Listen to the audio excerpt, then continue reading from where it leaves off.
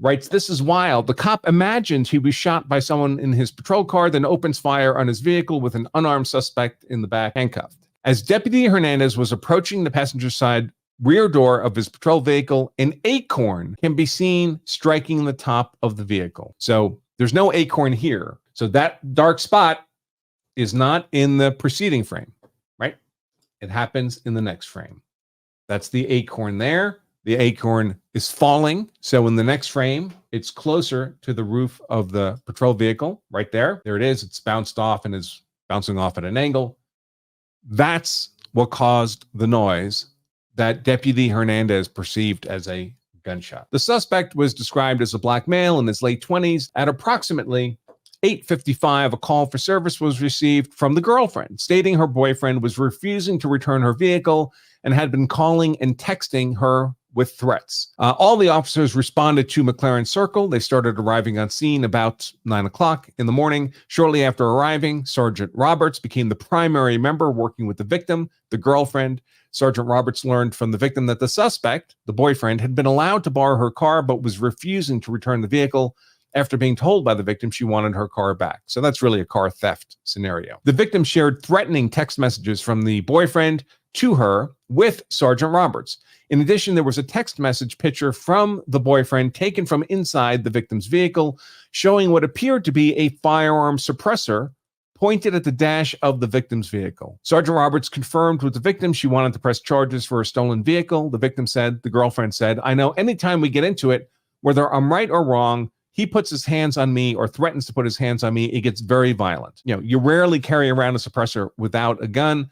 So now the police have reason to believe the boyfriend may have a gun on his person. In fact, a suppressed weapon. Around 9:09 hours, the suspect, the boyfriend, walked up to the scene. By the way, this is not unusual, especially if the suspect knows he's in trouble. Not unusual in domestic cases, because often the violent partner will see that the cops are there talking to the victim, and they'll walk right up because they're attempting to intimidate the victim from swearing out a complaint. Deputy Reyna and Deputy Hernandez, the victim of the nut attack, made contact with the suspect, keeping him roughly 50 feet away from the victim, the girlfriend. Within a minute of the boyfriend's arrival, Sergeant Roberts instructed Deputy Reyna and Deputy Hernandez to pat down the suspect. The suspect was verbally non-cooperative, so he was complaining, but he did not offer any physical resistance.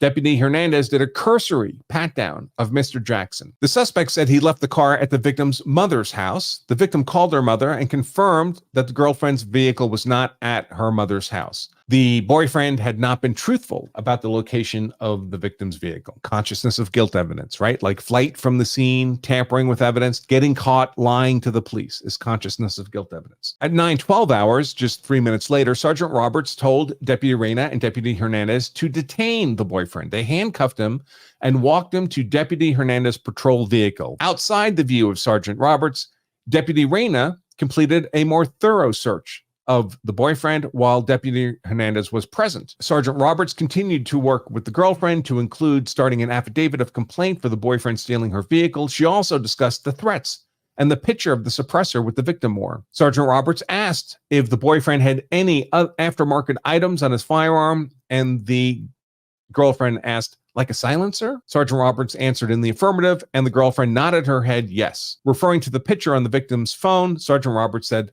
"That's what that is." Deputy Hernandez was present for the conversation about the picture of the suppressor. Sergeant Roberts asked the victim where she thought the suspect may have the gun they believed they saw in the picture. The victim was unsure where it might be. The victim said the suspect had more than one weapon. Sergeant Roberts told Hernandez, "Get the picture if she'll give it to you, because it does look like a silencer pushed up to the dash area." Sergeant Roberts told Deputy Hernandez to transport the suspect while she remained behind to finish getting the affidavit of complaint from the victim. Sergeant Roberts returned to the victim, and Deputy Hernandez returned to his vehicle to get a victim's rights form. As Deputy Hernandez was returning to Sergeant Roberts and the victim with the victim's right form, Deputy Hernandez said, "I'll pull him out and do a full search of him." Sergeant Roberts acknowledged by saying, "Okay." Deputy Hernandez returned to his patrol vehicle. Sergeant Roberts was still with the victim, while she, the victim, continued to work on the affidavit of complaint. Even after learning the vehicle had been found. I'll pull him out and do a full search of him. Deputy Hernandez started walking towards his vehicle while putting medical-style gloves on. As Deputy Hernandez was approaching the passenger side rear door of his patrol vehicle, an ACORN can be seen striking the top of the vehicle. The body-worn camera video captured 30 frames per second, meaning the frames are 0.033 seconds apart. Counting the frames allows for a relatively precise time record. According to the timestamps on their respective videos, Deputy Hernandez body-worn camera videos appear to be roughly 1/2 second, 15 frames ahead of Sergeant Roberts' body-worn camera videos. So here's the first image, and the white circle there is, I'm just highlighting it because that's where we're going to see the ACORN in a moment. So there's no ACORN here. So that dark spot is not in the preceding frame, right? It happens in the next frame. That's the ACORN there. The ACORN is falling. So in the next frame, it's closer to the roof of the patrol vehicle right there. There it is. It's bounced off and is bouncing off at an angle. That's what caused the noise that Deputy Hernandez perceived as a gunshot.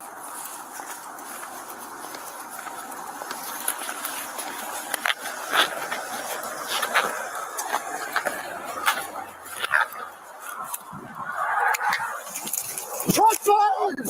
Shots fired! Shots fired! Shots fired! All right, this figure in the background here is Sergeant Roberts. She's not many degrees off from that patrol car, which will be the target for Hernandez's shots. Keep in mind, there is a handcuffed suspect in the rear seat of this patrol vehicle. I've seen cops miss by a lot more than the angle between the intended target and where that sergeant is standing, especially someone who's so obviously panicked. You can hear the panic in his voice. If you heard like a stutter fire there, Sergeant Roberts has drawn her own pistol and has started shooting at the police car in response to Hernandez's shouts of shots fired and his engagement. I'm hit! I'm hit! All right, so he went to slide lock. Note there's a red dot, by the way, on the pistol. Good. Red dots help in shooting. He's gone to slide lock, so he's dumped the entire magazine into the vehicle, and now he's going to futz around trying to do a reload and get to cover and other stuff. What? All right, so folks, when you're doing a reload, get the reload done. Get the reload done.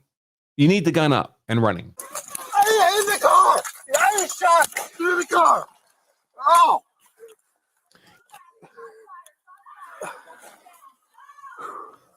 So Deputy Roberts is announcing shots fired over the radio. Deputy down.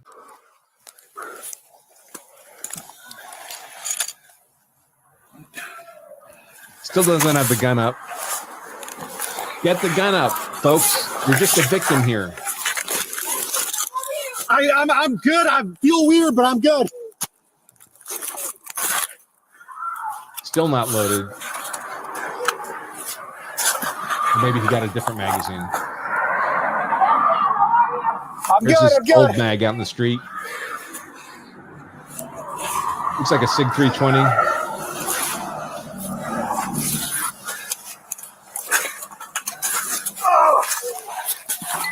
Maybe a hollow sun? Looks like a hollow sun.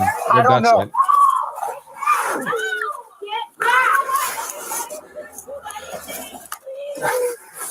I might have hit my vest.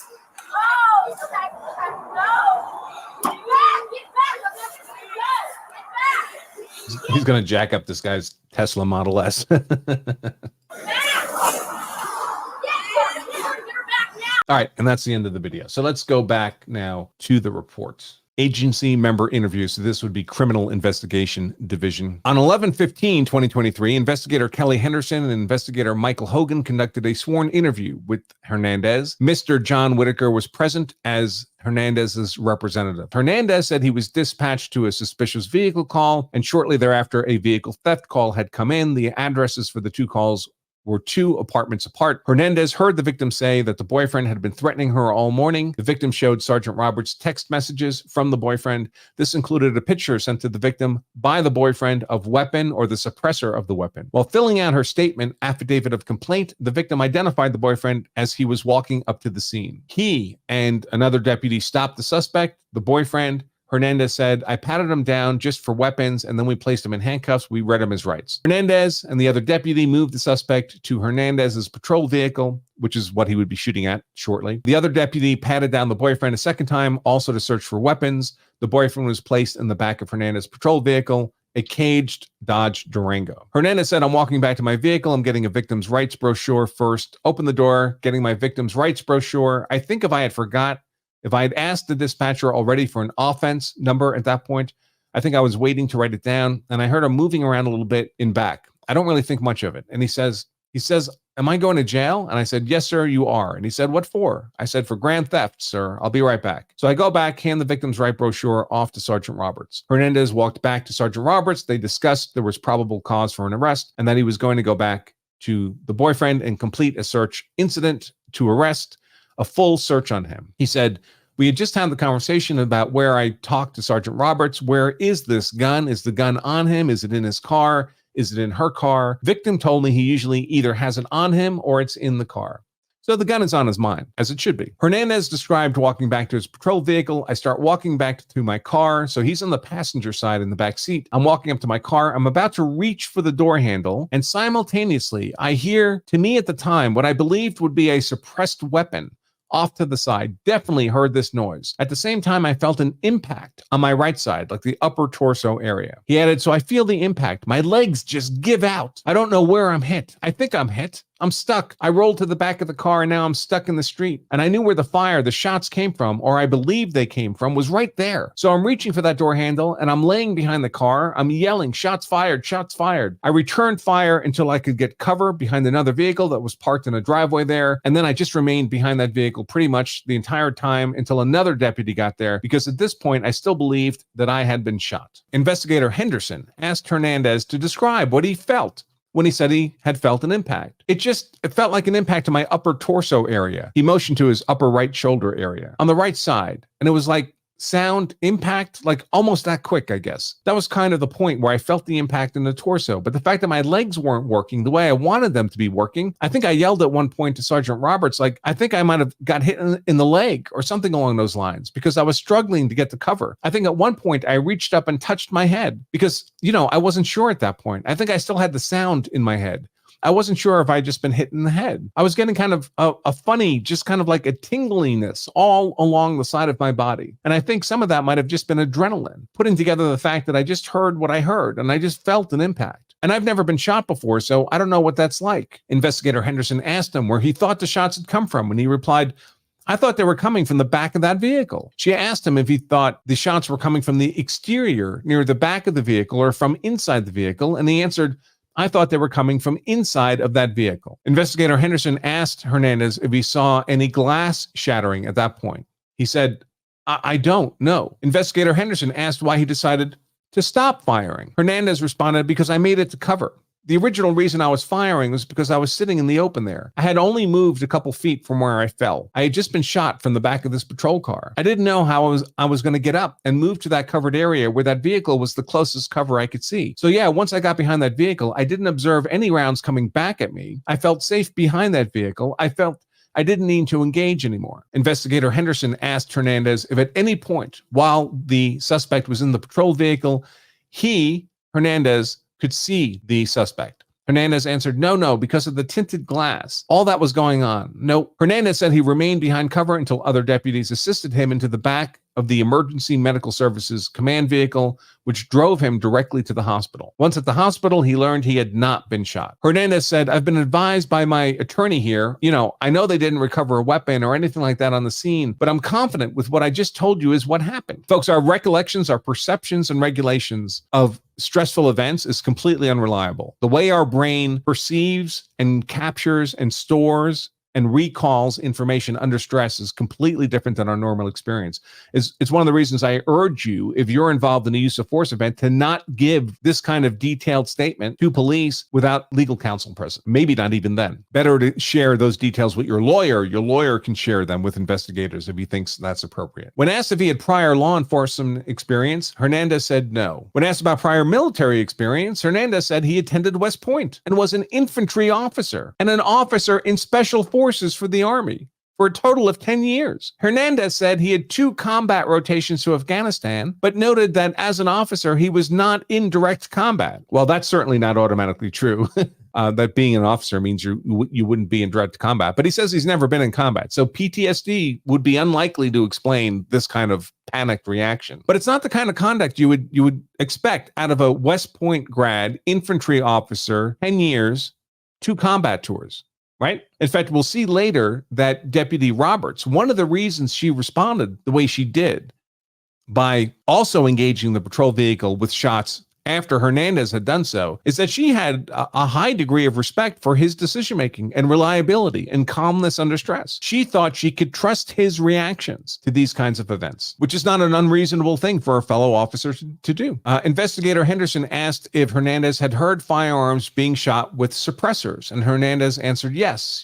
She then asked if the sound he had heard at the incident sounded like a suppressed gunfire, and he answered yes. So folks, if you don't know, if you don't have the personal experience, a suppressed 22 caliber, so a very light caliber, say pistol, is extremely quiet. It makes almost no sound at all. You can often hear the sound of the slide cycling, for example, over the sound of the shot. But once you get up to like a 9mm suppressed gun, that sounds exactly like a gun being fired. Now, the intensity of the sound is much reduced. You don't need hearing protection while you're firing a suppressed 9mm pistol. But other than that, it sounds like a gunshot in a movie, right? When you listen to gunshots in movies, you don't have to put hearing protection on your ears first. So it is suppressed, but it still sounds like clearly like a gunshot, and probably not like an ACORN hitting a top of a patrol car. Now, of course, we don't know what caliber, or the officers here had any reason to know what caliber the speculated suspect's gun might have been. Investigator Henderson confirmed Hernandez knew the victim had said the suspect had a firearm with a silencer suppressor attached, and he said yes. Henderson then asked if he saw the picture the suspect had sent the victim of the firearm suppressor. He answered, I saw it from a distance. So no. When Sergeant Roberts told me it's a suppressor on there, I just took her word for it. Well, that's not unreasonable either. Investigator Hogan asked Hernandez, was there any other physical, auditory, visual indicators besides the sound and whatever you felt in your upper torso? Hernandez responded, no. Like about even as far as like no flashes of light, no, everything just seemed those are like the only sensory perceptions I remember actually taking place. Investigator Hogan asked how he got to the ground. Hernandez said, I think, again, not sure if it was adrenaline or what it was, but the numbness in my legs, and I'm realizing, okay, I'm going to need to be going to the ground, but also realizing the windows are right there. You know, I need to be on the ground anyway so that I'm not exposed. So yeah, that's kind of, my legs kind of just gave out on me. Investigator Hogan asked Hernandez to explain the 2 roles he performed when he went to the ground. Hernandez explained, well, I did it just like the first Lethal Weapon movie. No, that's not in there. That's me joking. Deputy Hernandez explained, the rolling kind of reaction to what's going on and me realizing like my legs are not working the way I need them to work right now, but I can roll to that vehicle over there. So that's kind of where I was trying to get to. Hogan questioned Hernandez about the communication he had with Sergeant Roberts after he believed he had been shot. Hernandez responded, I remember yelling, shots fired, shots fired, shots fired. And then I think she said, from where? I don't know if I even responded to that, or I might have said the car, and then her just asking me once I finally got the cover, are you okay? Are you okay? I told her I felt weird, but I think I'm okay. Investigator Hogan asked Hernandez to describe where Sergeant Roberts was while he began shooting at the vehicle. He said, so I was behind the vehicle and I remembered seeing her off at an angle. I remember engaging the vehicle, but then at the same point, I think when I was done engaging the vehicle, I was really trying to get off to that side over there because I was worried about this possibly having me being in her line of fire. It says fighter, but I'm sure it means line of fire. But once we were both off to that side, I wasn't really concerned about that anymore. What about her being in your line of fire?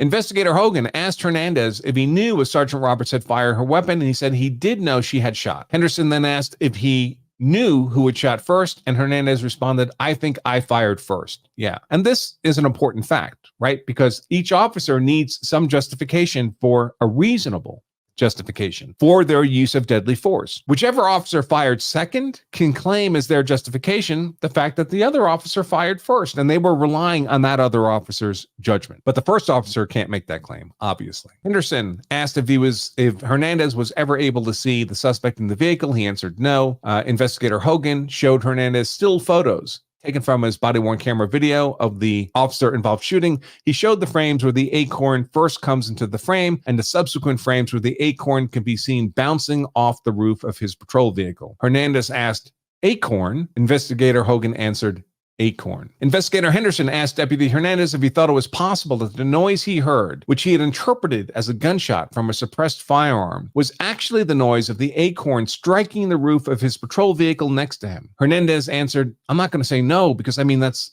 what 10-second pause in speaking here.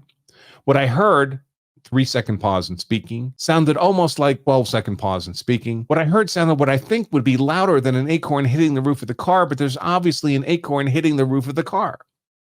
Now, all these pauses in speaking are intended to communicate Hernandez's own lack of confidence in his perceptions of the events. Hogan asked Deputy Hernandez if in general he was familiar with the sound of ACORNs striking vehicles. Hernandez said he was. Investigator Hogan then asked if that sound could have been the sound he heard that led him to believe the suspect had shot him. Hernandez said it could be. 7-second pause in speaking. "I don't think so, but it could be." Hernandez representative, lawyer, John Whitaker, said he and Deputy Hernandez had heard a sound on his body-worn camera video. He asked Deputy Hernandez if he wanted to watch the video to see if the ACORN striking the roof matched in time the sound they had heard, and if they matched, would it change his opinion of what he thought the sound was. Hernandez answered, "Yeah, I mean, I'm a believer in what I see, so yes, this is without knowing that, but I can tell you right now where that hand is. This is probably about that time that we're hearing it." Hernandez was offered the opportunity to watch his body-worn camera video to see the sound match the ACORN hitting the roof, and he declined. All right, so that is the notes of the investigative interview of Hernandez. Now we probably have 20 pages of notes on the investigative interview of Sergeant Roberts, the other officer involved in this event who also fired shots. So I'm going to skip the stuff that's the same as with Hernandez in the interest of time. I'm going to get to what's relevant here, which is her different perceptions of what was going on. Okay, so here, Sergeant Roberts said that Hernandez had walked out of her eyesight. She added, "I'm talking with the females, the complainant and her friend. We're talking about the complaint, the reporting party. I ask her some details about her vehicle. She's filling out the affidavit, at which point in time, something gets my attention. I don't know what it is. It was some type of noise, and shortly thereafter, I hear Jesse Hernandez screaming, 'Shots fired.'" Investigator Henderson asked Roberts to describe the sound she heard. Roberts said, "All I can tell you is there was something that was loud enough that got my attention that made me think we're about to have to fight with a prisoner or the suspect. Either he's escaped or somehow Jesse is in a tussle with him. I can't tell you exactly what it was, but it was something that was loud enough to get my attention. And again, kind of make me look, and then immediately heard Deputy Hernandez screaming, 'Shots fired.'" All right, so I don't want to jump to the end of the game here, but there are prospects for reasonable and unreasonable responses to a stimulus-driven startle. Something happens you're not expecting, you're startled, and what should you do as a reasonable person? Well, you should evaluate what the cause of the stimulus is. So it's perfectly appropriate if you hear an alarming noise, especially if you're involved in an arrest involving a potentially armed, violent suspect. You hear an alarming noise, it would be perfectly appropriate to immediately assess your environment, maybe even to draw your pistol. And then if you determine that there is, in fact, an imminent deadly force threat you need to deal with, then the pistol comes into play. The big problem here for Hernandez is that the appropriate response simply to a startle stimulus, absent any other objective criteria, indicators of an imminent deadly force threat, the appropriate response is not simply to draw your pistol and do a magnum. That's where Hernandez gets in trouble here. That's why the investigators were asking Hernandez, was there any other indication that a shot had been fired? Broken glass. Well, if the patrol car window had been broken, it could have been by a shot being fired from inside the vehicle. That would be objective evidence that can support a reasonable perception of a shot being fired. Remember, reasonableness cannot be speculative, and it cannot be imaginative, and it cannot be merely panicked. That's not what reason is. Having a reasonable perception requires the application of your powers of reason to actual evidence. So what evidence did Hernandez have here? Well, he had the sound from the ACORN and the claim that he felt something on his torso when, there was zero indication of any impact to his torso. So even if he had felt something, it couldn't have been very substantive. That was it. No broken glass, no repeated blasts of gunfire, especially, by the way, it took him time to get from where he had that startled response to when he started shooting. What was happening then? What were the indications of an imminent deadly force threat there? Not much. Nothing, really. Investigator Henderson asked Sergeant Roberts what she did next. She answered, well, I ran out between the cars that were there. Ran from that place. We were talking to the females, ran out to the main roadway, at which time I could see that Jesse was down. And I asked him, I think, what or where, but it was more of a response because I heard him say, shots fired. And it was kind of, again, I just don't know. It's kind of like a reaction. What way which point in time I saw that Deputy Hernandez was down. He had his gun pointed at the back of his patrol car, at which point in time, when I was drawing my pistol, my magazine that was in my mag pouch somehow flew out, at which point I thought I had a malfunction. I thought that I dropped the magazine somehow, hit the mag release of my firearm, and that was the magazine that fell out. None of this should be happening for sure, folks. Turns out it was, and it was the one from my mag pouch. That was why there was one on the ground. At which point in time, I think I fired. I don't know how many I fired. I know I fired more than one. I can't tell you exactly how many, but I fired at the vehicle because I saw Deputy Hernandez down on the ground, and he tells me that shots are fired, and he's hit, and it scared the hell out of me because I thought that I was watching him be killed. So, folks, is Sergeant Roberts perceiving evidence, objective evidence to which she can apply her powers of reason to reasonably, if mistakenly, but reasonably conclude that Hernandez is in a gunfight and has been hit and is down in the street and is preparing to return defensive fire against his own patrol vehicle? Yeah. What she perceives, what she's observing, the knowledge she has is profoundly different than that possessed by Hernandez. Investigator Henderson asked if she could identify where the threat was coming from. She answered no, but based on what I asked him, when I say no, I mean I can't tell you what side of the vehicle he was in. It was the patrol car. That's where the threat is coming from. And I'm thinking that we've missed the gun in the pat down, and somehow he shot Jesse from the car and Jesse's down. Is this a reasonable understanding? Even if mistaken? They knew they had concerns about the suspect having a gun. They know the suspect's in the back of the vehicle. That's where the sound came from. And that's where Hernandez is pointing his gun and sending in rounds. A lot of evidence there from which a reasonable person could perceive the vehicle as being the source of the nominal threat. Hernandez asked Roberts if she saw any windows in the vehicle being broken from inside the vehicle. She said, I don't think I'd be able to tell you either way. I know that shots were being fired. I couldn't tell you exactly where they were coming from. And I fired because of my concern. And that's another issue. So there are shots being fired, right? I mean, they're all coming from Hernandez, but there's no way for Roberts to know that there aren't rounds going both ways, especially when Hernandez is shouting shots fired, which doesn't mean his own shots. That's referring to the imaginary other shots. Investigator Henderson asked what she did next. She said, I stopped firing. I could hear the female screaming behind me. I was afraid she was going to run up or run in the middle of everything, which often happens. She still didn't know exactly what was going on with the threat from the patrol vehicle, still didn't know what was going on with Jesse. I think I was able to get cover behind a Jeep or something. Anyways, I was able to get cover and see that Jesse was crawling out of the roadway, telling me again that he had been hit. And I'm thinking that, I'll be honest with you, I don't really know exactly what I was thinking at that point. I just know that, excuse my language, shit had hit the fan. And I've got somebody that I'm responsible for, because she's a sergeant, he's a deputy, that is hurt, and I can't get to him to help him. And it scared the hell out of me. Investigator Hogan asked Roberts where she saw Deputy Hernandez. She responded, Hernandez is down on the ground, and I would say towards the back of the vehicle, kind of positioned, how would you say, not laying down. He was kind of propped up a little bit with his gun pointed at the patrol vehicle. And I think I asked him what or where, and that's when, again, it was directed at the vehicle, and I could see again where he was pointed. So my attention went to the vehicle, and that was our threat. Investigator Hogan asked which agency member shot first. She answered, I don't know. I don't know if I shot first or if he shot first. Is that what you're asking? She said, I don't know. In fact, we know that Hernandez shot first. Investigator Henderson asked, can you think of anything that we didn't ask you that we should know? Mr. Whitaker, the lawyer, asked Roberts, when you heard shots fired and you saw he was down on the ground, based on the information you had about this being a person that may known to carry weapons and him directing to the car at that time, do you believe that Deputy Hernandez had been presented and was a victim of lethal force or the attempted use of lethal force? Sergeant Roberts answered, yes, because, and the reason why I say that is there was no reason for him to be down on the ground at the back of his vehicle with what he was saying. I don't remember exactly when he says that I'm hit, but it was during all this, when it all started occurring.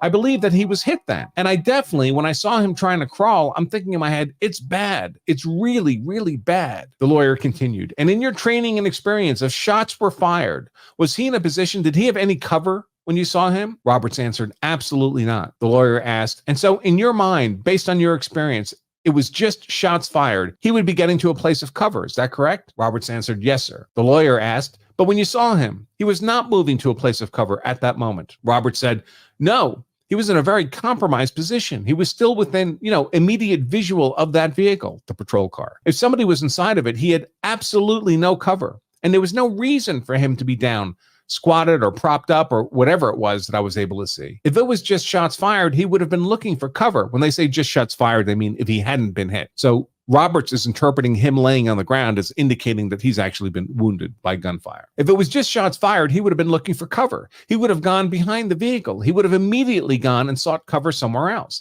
So seeing him down on the ground yelling, shots fired, I'm hit, I thought I just saw a deputy get murdered. On December 4th, 2023, so just about 3 weeks after this happened, Deputy Jesse Hernandez resigned from the sheriff's office. Hernandez had been scheduled to be interviewed by OPS on December 8th. 4 days later, he was offered to still provide an interview in this matter and declined to participate. Let's see. On 12/8/2023, I conducted a sworn interview with Sergeant Beth Roberts in my office at OCSO headquarters. I think this is the sheriff himself. The same lawyer, was present at Sergeant Roberts as Sergeant Roberts' representative. The interview was recorded on my body-worn camera. Here's the pertinent information. Roberts had been with the agency for 15 and a half years. Let's see. A lot of this is not really important. It's about her career, working her way up to sergeant. She had apparently been recently working night shifts and additional overtime shifts, and the sheriff wanted to address whether this could have compromised her decision-making during this event, and he pretty much clears that out. She'd had a good night's sleep the night before. He also asked her about several other officer-involved shootings that had occurred recently in which deputies have been killed. She had personal knowledge of those. So this would have fed into her concern that Hernandez was a deputy that was now going to be killed, like the other deputies had recently been killed. And as a sergeant, she's responsible for the deputies on her shift. Lots of bad stuff happening with her shift in the weeks and months prior to this event. This would, of course, help form her perception of the circumstances she found herself in on this particular day. Talks about what she knew about the call going into it. We've really covered all that, about the text messages with the suppressor, being told the suspect was known to carry guns, that the suspect was violent, hands-on, threatening, that the sergeant was treating this as a domestic violence case in addition to a car theft case. And of course, domestic violence cases are among the most dangerous that police officers deal with for a variety of reasons. She talks here a lot about safety concerns, her obligation to protect the deputies working for her, how the suspect arrived on scene. They don't really know. The car the suspect had stolen was a couple miles away. Let's see. They handcuffed the suspect just to maintain control of him, even before they decide to make an arrest, based on the knowledge they have of the overall circumstances. All right, the sheriff now. I said there was a noise like an acorn striking the top of Fernandez's patrol car. I asked if she remembered hearing the noise. Roberts answered, I've heard the noise on my body-worn camera. I don't believe that's what it is. I don't know what it is. There was something that I heard while I was sitting there talking to her because I was in the middle of, I think, a thought or a sentence about her tag or writing the description of the vehicle that caught my attention. I remember kind of like looking and thinking he's either kicked the cage, he's kicked a window, or I'm about to see like a struggle. I reminded her that she told earlier CID in the interviews we just looked at, that she said after hearing the noise, she thought there was about to be a fight with the suspect. She said that I was going to see them in a struggle, or that we were going to have to go over there. We were going to have to, physically detain him or something. Like maybe he's kicked out the window and he's trying to escape, or he's getting, animated in the back of the patrol car. That there was something that caught my attention. I can't tell you what it sounded like, but it was something that was kind of like, we're going to have to go deal with this kind of thing. I clarified the noise. Sergeant Roberts, this is the sheriff, heard was from the direction of Hernandez's vehicle. She said it was definitely from my right side. And that's immediately where my thought goes, because we're still dealing with this investigation kind of thing. So like I said, whatever the noise was,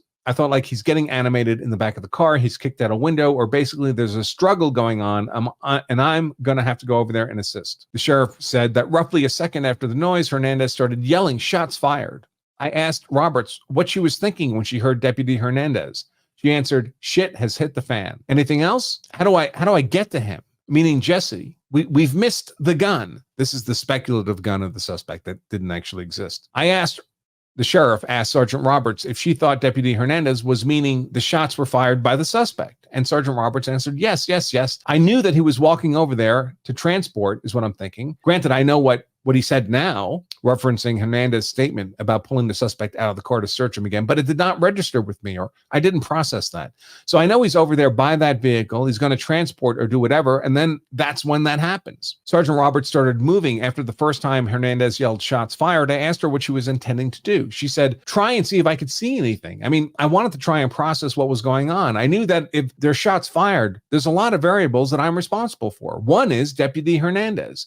2 is the public. 3 is, myself. And then 4 would be the subject. It was how do I help control the situation? How do we get control again? If shots are fired, we have lost control of the situation. Shit has hit the fan. How did this happen? Sheriff says, as she was turning and moving towards Hernandez, I asked her what she was seeing. Sergeant Roberts described, so when I leave the area where I'm standing, I have to kind of run out into the common area roadway where the vehicles are parked. As when I'm running, I'm looking this way. Sergeant Roberts turned her head to the right to see what's going on because, again, it's coming from my right side behind me as I'm standing there. So I'm turning, and again, it's still on my right. I'm looking, and I'm seeing Deputy Hernandez at the back of the vehicle, and he's down on the ground, kind of like trying to get posted up. And I could see, I was close enough to see his facial expression. That was fear, anxiety. It was horrible. I asked her if she saw how Hernandez ended up on the ground. Roberts answered, it was him kind of falling to the ground. And then he was able, I think, to kind of post up. And that's why when I simultaneously, as I'm coming around, I'm seeing him. I'm seeing him kind of like trip, fall, stumble, or something behind the vehicle. And at some point, he's able to kind of post up. I don't know why. I asked him what, where, why. It's kind of just automated response, kind of like you never ever want to hear shots fired. You never ever want to hear somebody say that I'm shot or something like that. And it was kind of like I needed him to affirm again. That's what I knew what I heard, but it was kind of like, I'm going to respond to shots fired the way that I think I need to,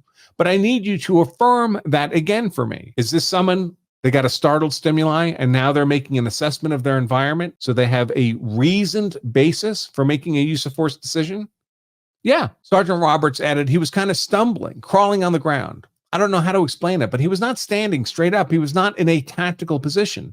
He was off of his momentum. He was off of his balance. He was behind the car, and it did not look like he had control of himself. Well, given what the shots fired cry from Hernandez and the I'm hit cry from Hernandez, is this physical conduct by Hernandez consistent with a deputy who's been shot to the perception of Sergeant Roberts? Sure it is. She said, I was able to see that Hernandez got up on his left knee, but it was still, I was watching somebody that was off balance. It seemed like the motor functions were not operating properly from what I saw. What he's told me again, shots fired. He's completely in the open. And at no point would anybody think that was a good place to take a knee to tactically fire either. I asked Roberts if she thought Hernandez was in control of himself when he got to the kneeling position. She replied, I wouldn't say in control of himself. I think I'm trying to do the best thing I can right now with what just happened to me. Like I've got to respond. Like shots are fired at me. I have to respond. And it's kind of like you don't always get the best shooting platform. You don't always get the best cover, but you've got to make do with what you have at the time. I asked Sergeant Roberts if she believed at that moment that Hernandez had been shot. She answered yes, and I explained why. Sergeant Roberts explained, because the auditory tone in his voice was terror, and the way that I saw him kind of stumble to the ground and kind of get up, and then also, I guess this is a couple of seconds later, watching him. The best way to describe it is like watching a baby giraffe trying to walk for the first time and trying to get out of that road. I asked Sergeant Roberts if she had heard a gunshot prior to her shots and Hernandez's shots.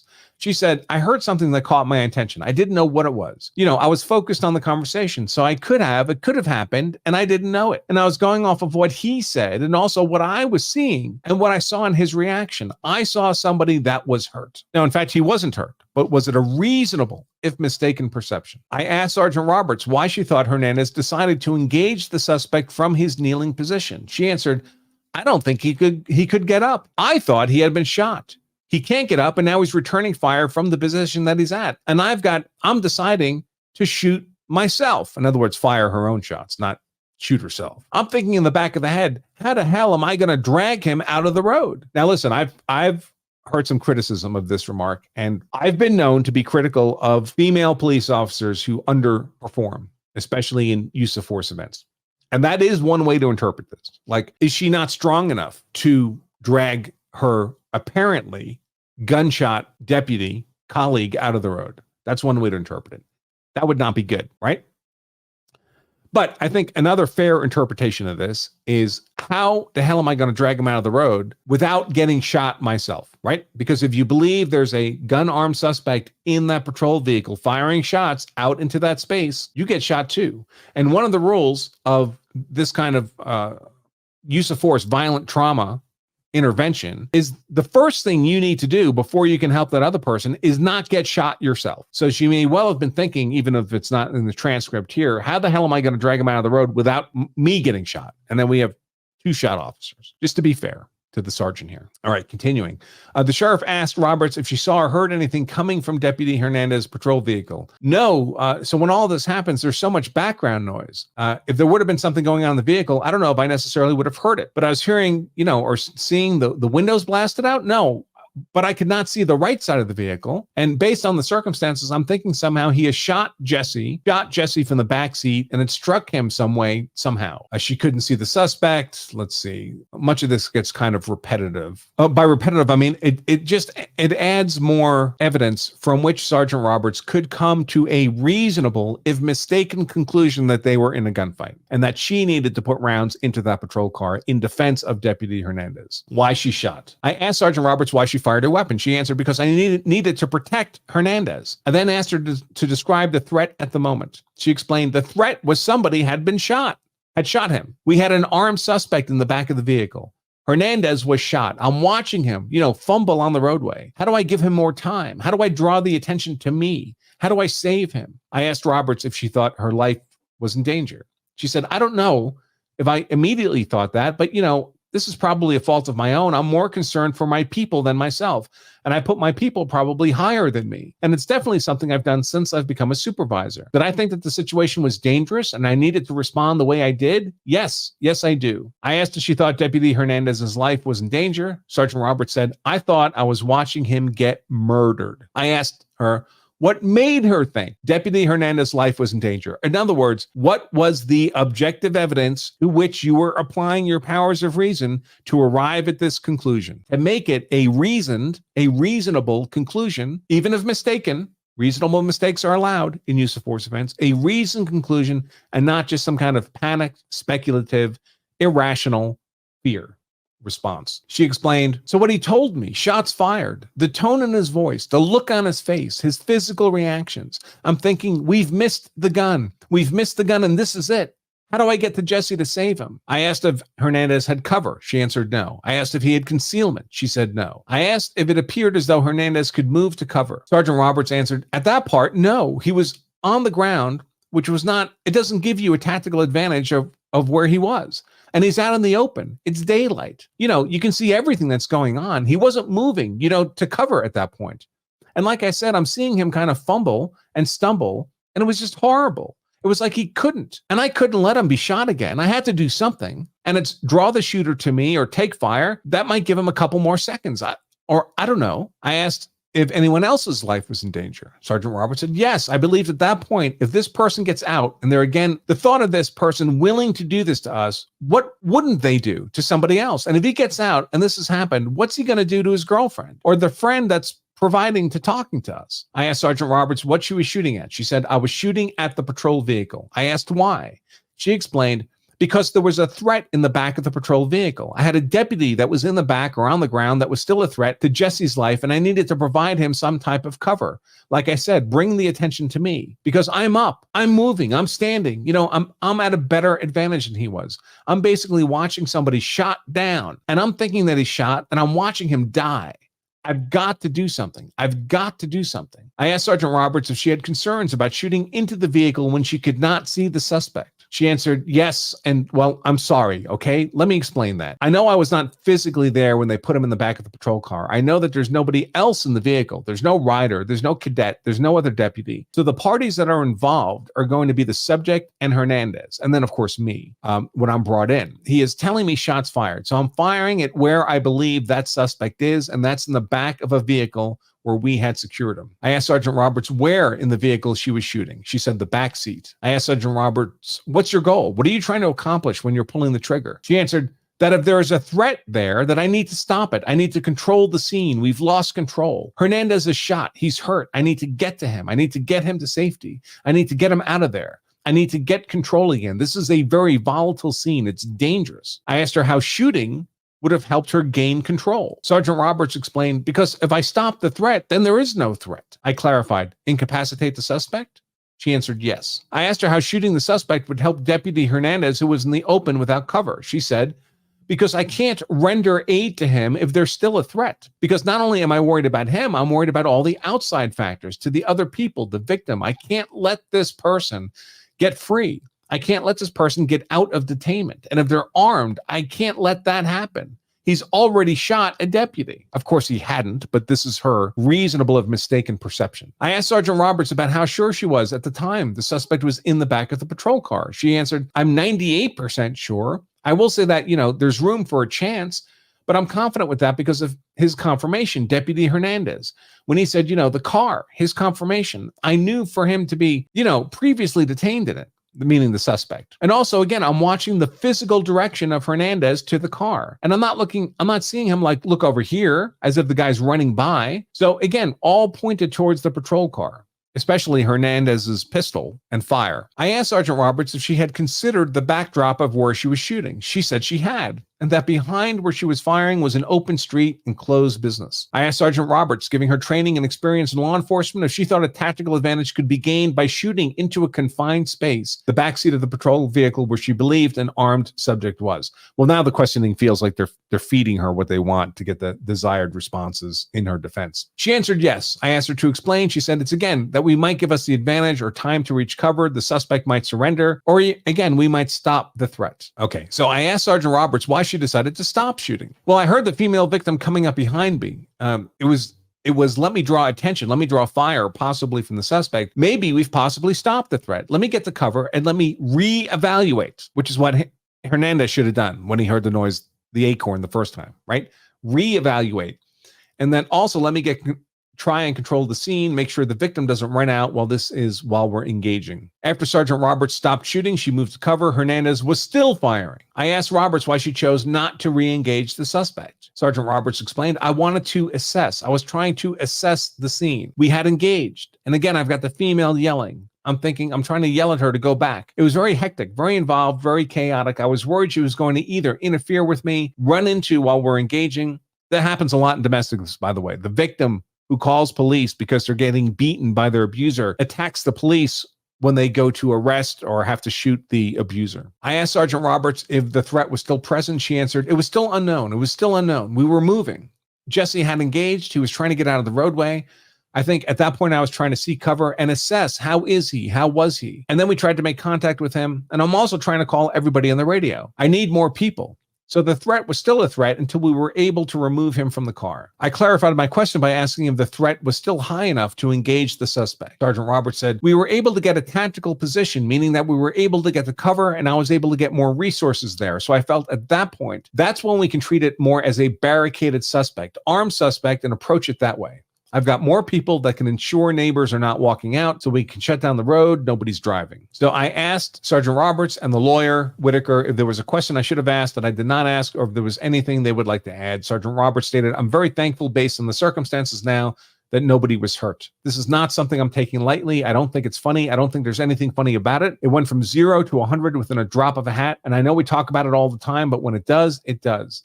I'm very thankful that it didn't turn out the way anyone being injured. But I truly thought, I watched Jesse get shot and I'm thinking I'm responsible for him. How do I save him?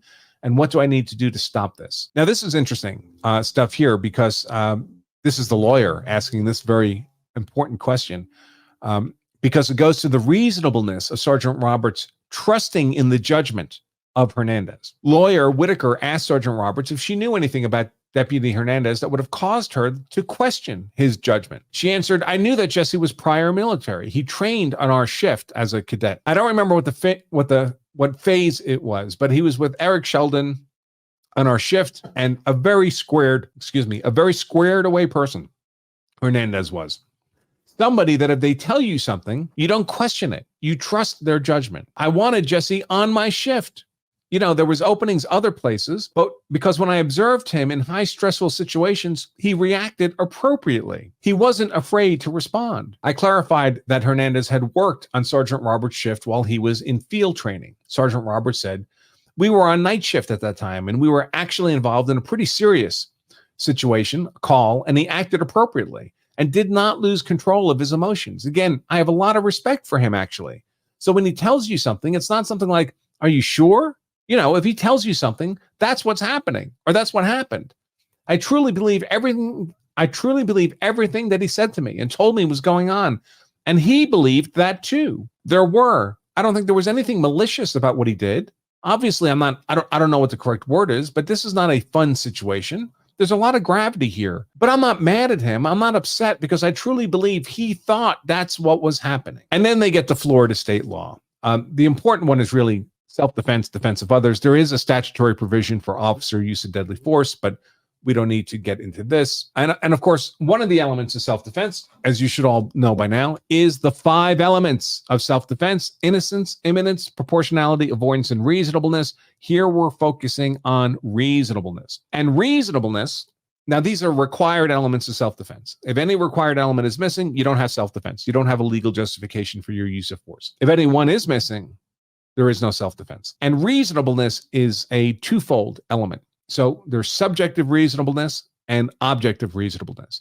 Subjective is the person using the defensive force has to have a genuine good faith belief in the need to use defensive force. I think everybody in this investigation, including Sergeant Roberts, believes the subjective reasonableness requirement is satisfied here, that Hernandez had a genuine good faith belief that he had heard a gunshot, that he'd been shot, that he needed to use deadly defensive force against the suspect in the patrol car. But no matter how genuine and good faith your subjective belief, that alone is not enough. That subjective belief also has to be objectively reasonable. And that's where the focus really here is on this analysis, because the question is, well, for Hernandez, was his subjective belief objectively reasonable? If it was, he's good to go. But if it's not, he fails the element of reasonableness and therefore lacks the justification for the use of deadly force. The same question for Roberts, Sergeant Roberts. So let's concede that she had a subjective, genuine, good faith belief in the need to fire at that patrol car. Was her belief objectively reasonable? And the answer could be different because she had different information she was using to inform her objective, reasonable belief. So now the report gets into all that. Objective reasonableness is a standard the U.S. Supreme Court established in Graham v. Connor as the metric used when determining if a law enforcement officer's use of force was reasonable. Objective reasonableness is defined as evaluating each situation in light of the known circumstances, including but not limited to the seriousness of the crime, the level of threat or resistance presented by the subject, and the danger to themselves and the community when determining the necessity for force and the appropriate level of force. A deputy's use of force will be evaluated by asking, were the deputy's actions objectively reasonable in light of the facts and circumstances confronting him or her without regard to his or her underlying intent or motivation? The reasonableness of a particular use of force will be judged from the perspective of a reasonable law enforcement officer, for the rest of us, just a reasonable and prudent person, at the scene, and allow for the fact that deputies are often forced to make split-second decisions about the amount of force necessary in a particular situation. That's true for all of us, of course. Deputies will consider alternatives to the use of force which are consistent with the deputy's safety and the safety of the community. Deputies maintain the right to self-defense and have a duty to protect the lives of others. This is independent of the statutory allowance for cops using force. All of us as human beings have a right to self-defense, have a privilege to act in defense of others, regardless of whether we're police or not. A deputy's decision to use force should be based on the levels of resistance by the subject versus the control options available to the deputy. Both resistance and control may be verbal or physical actions. This part actually speaks to the element of proportionality. How much defensive force can you use? Only non-deadly force, non-deadly defensive force, or deadly defensive force? Of course, here the perceived fear was gunfire. All right, conclusions. When determining whether the force used by Hernandez and Roberts was objectively reasonable, it was paramount to examine those specific factors known to each individual independently, because they had different bases of perceptions and information. While there are some factors known to both Hernandez and Roberts, there were many only known by one or the other. Sheriff's Office General Order 4.01, Response to Resistance, provides direction and guidance to deputies in reference to use of force. Below are a few relevant excerpts from the policy as published at the time of the incident. Objective reasonableness. Discussion. Although Florida statutes give a wide range in the use of force to law enforcement, the sheriff's deputies are authorized to use only that amount of force that is objectively reasonable to perform their duties, and also in self-defense. The reasonableness of a particular use of force will be judged from the perspective of a reasonable officer at the scene and allow for the fact that deputies often have to make split-second decisions. Yes. Procedures, deputy response options. Use of deadly force may be a deputy's first and only appropriate response to a perceived threat. So you can go straight to deadly force. You don't have to work your way up the force escalator, the force continuum. Deadly force does not necessarily mean that someone died from the force used. It can cause great bodily harm or no harm at all. For example, returning fire is deadly force even if the officer misses the target. As, by the way, happened here, the suspect was not hit by a round, which is a different topic of discussion. The deputy must base his or her decision to use deadly force as a defensive tactic on a clear, reasonable belief that he or a fellow officer faces imminent danger of death or great bodily harm. Deadly force, discharging a firearm at another human being, is an application of deadly force and must therefore be objectively reasonable. Each deputy discharging a firearm must establish independent reasoning for using deadly force. Now, independent could be, I'm observing a fellow deputy engaging that suspect with gunfire, and I'm going to rely on his judgment. Deadly force shall only be used when the officer reasonably believes the action is in defense of human life, including the officer's own life, or in defense of any person in imminent danger of serious physical injury. A response to resistance, directly from Graham versus Connor. The reasonableness of a particular use of force must be judged from the perspective of a reasonable officer on the scene based on the circumstances they see, rather than with 20/20 vision hindsight.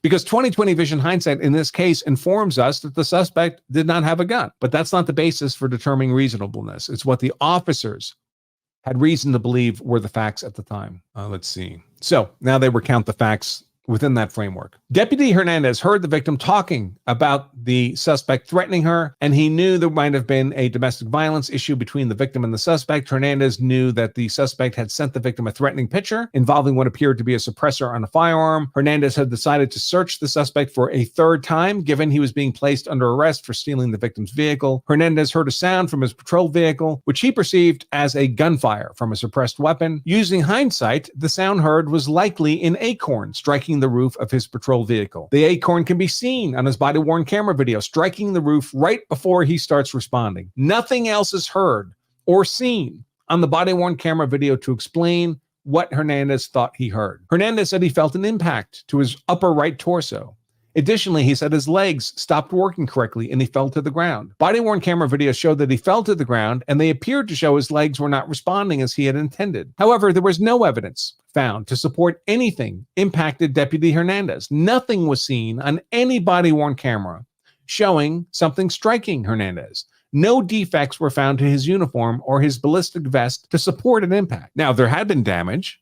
Would that be consistent, perhaps, with a reasonable, if mistaken, perception that he'd been hit? But there wasn't any. So there may have been a genuine subjective belief on the part of Hernandez that he'd been hit, but was it objectively reasonable in the absence of any evidence? Hernandez did not have any other indicators that the suspect had fired a weapon at him. There was no broken glass, no damage to his patrol vehicle. Hernandez made his decision to use lethal force based on the sound, his perceived feeling he had been struck by something in his upper right torso, and his legs not working like normal. And now the conclusion. Hernandez's response was not objectively reasonable. The only verifiable outside stimulus was the sound Hernandez interpreted as a suppressed weapon being fired, and that alone would not justify shooting into the vehicle. Now, I think that's probably a reasonable conclusion on the part of the sheriff's office, but I caution that whether or not something was objectively reasonable is always a judgment call by the person making that decision. I always caution, it's not your judgment of whether what you did was objectively reasonable that determines your legal outcome, whether you're acquitted, whether you're charged, whether you're convicted, whether you're sentenced to life in prison. It's the perception of objective reasonableness of other people that determines your legal outcome,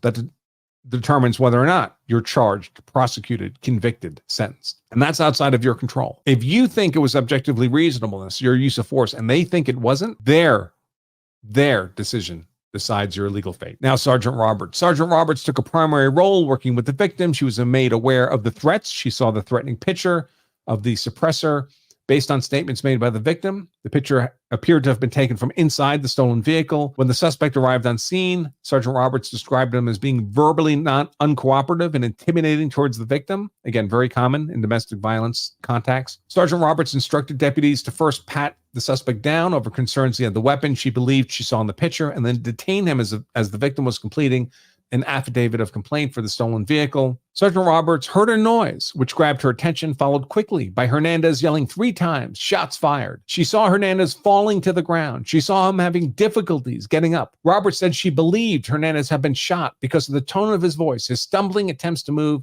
and stand up, and his apparent lack of control over his body.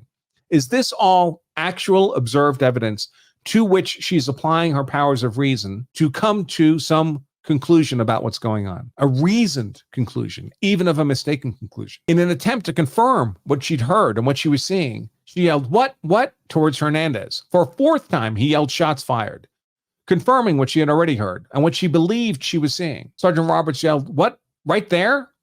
And she said Hernandez's response was, "In the car." Roberts worked with Hernandez for a short period of time while he was in training. During that time, Roberts found Hernandez to be a reliable deputy she could trust.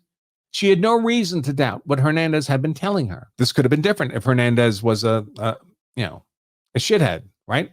That evidenced poor judgment, for example. Recognizing Hernandez had no cover nor concealment, believing he'd been shot based on what he was saying, and her direct observations of Hernandez's inability to move to cover, believing Hernandez was in immediate danger of being shot again and fearing for the safety of the victim and herself, Roberts, through her independent reasoning, based on the totality of the circumstances as she observed them and believed them to be, made the decision to use lethal force. Through her interview, Sergeant Roberts explained the information. This is the actual evidence I'm talking about, right? To which you apply your powers of reason. Sergeant Roberts explained the information she used to independently make the decision to use lethal force, including the suspect stole the victim's vehicle. The suspect had a history of threatening the victim. The victim was ending a 3-year-long relationship with the suspect. The suspect had recently sent threatening text messages to the victim.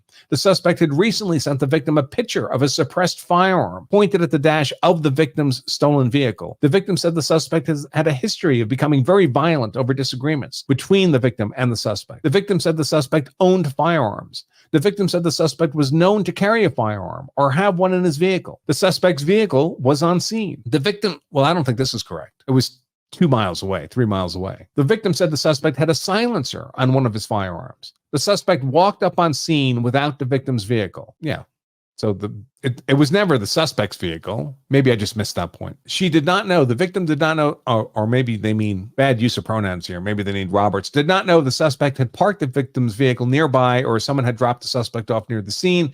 The suspect was verbally non-cooperative. The suspect was attempting to intimidate the victim. Roberts ordered the suspect to be patted down and then detained, but she herself did not conduct the pat-down. The suspect was placed in the rear of Hernandez's patrol car awaiting transport. The suspect was the only person in Hernandez's patrol vehicle. Hernandez was at his patrol vehicle when she heard a noise come from the vehicle. She interpreted the noise as indicating the suspect was possibly resisting Hernandez. She heard Hernandez shout 3 times, "Shots fired." She saw Hernandez fall to the ground near the rear of his patrol vehicle. She saw Hernandez try to stand up, but was not able to get to a standing position. Understanding what Deputy Hernandez had said, but wanting further confirmation, she asked, "What? What?" Deputy Hernandez yelled, "Shots fired," a 4th time. Believing the suspect was still in Deputy Hernandez's patrol vehicle, but wanting to ensure the suspect had not gotten out and moved to another location, she asked, "Where? Right there?" Deputy Hernandez answered, "In the car." She described the auditory tone of Hernandez's voice as terror, the look on Hernandez's face consistent with being in fear. Hernandez had no cover. Hernandez could not stand and move to cover. Her past work experience with Hernandez led her to believe he was a reliable deputy she could trust. She believed Hernandez had just been shot. She thought Hernandez was about to be shot again. She thought, "I was watching him get murdered." In an effort to save Deputy Hernandez's life, she directed her fire at the backseat of his patrol vehicle where she believed the suspect was located and from where the suspect had just shot Hernandez. After roughly 3.5 seconds, Roberts stops firing, moves to cover, sees Hernandez crawling towards cover, and reevaluates the situation. She recognized both she and Hernandez were in a better tactical positions and transitioned into treating the situation as a barricaded subject. Sergeant Roberts' response was objectively reasonable. Without the benefit of hindsight and making split-second decisions based on the information she was gathering through her senses, Sergeant Roberts acted in a manner consistent with the protection of life in the face of imminent and immediate danger of threat, even though mistaken. Findings: Deputy Jesse Hernandez, who had already resigned. The facts and evidence show Deputy Jesse Hernandez's use of deadly force against the suspect was not objectively reasonable, so the general order to have him fired, in essence, is sustained. He's done. Sergeant Beth Roberts, the facts and evidence show Sergeant Beth Roberts' use of deadly force against the suspect was objectively reasonable, so the inquisition into whether she should be fired is determined to be exonerated. And that is the end of that report.